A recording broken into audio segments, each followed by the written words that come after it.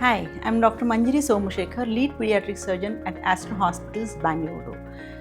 29 December is observed as National Pediatric Surgery Day in our country.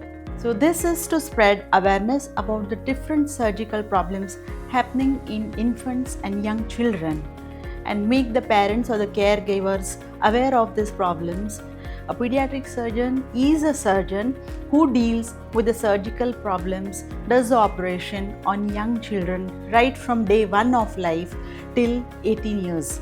This year, the theme of Pediatric Surgery Day is common urinary problems in children. Abnormality in the urinary tube, that is called hypospadias or epispadias. There can be reflux, vesico-ureteric reflux, that is urine falling back from bladder into the ureters and causing damage to the kidneys. All these problems need to be addressed by a surgeon.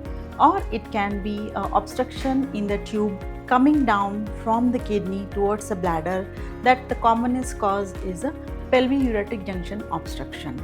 Most of these problems are there right from birth. This can be detected by ultrasound before the baby is born and can be followed up so that the treatment can be done as early as possible and promptly. Another common problem which we are seeing nowadays in the urinary system of children is a cancer. So the question is, does cancer happen in children? Yes, it does, because of some genetic mutations or because of some congenital abnormalities.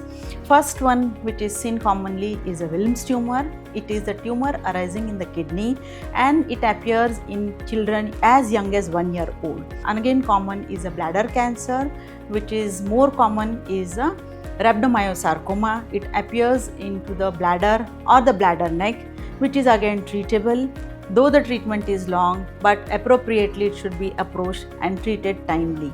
In girls, the ovarian cancer is also seen in as young as 12 years or 14 years children, which can be again treated with chemotherapy or by operations.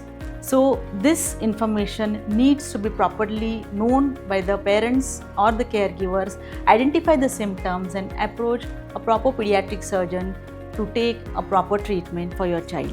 One of the most common complication or the complaints in a child is a urinary tract infection, which is identified by high-grade fever, excessive crying or burning during micturition, bad smelly urine, not able to pass urine suddenly with excessive crying. Are these the symptoms which are commonly seen which are associated with the urinary tract infection? Thank you.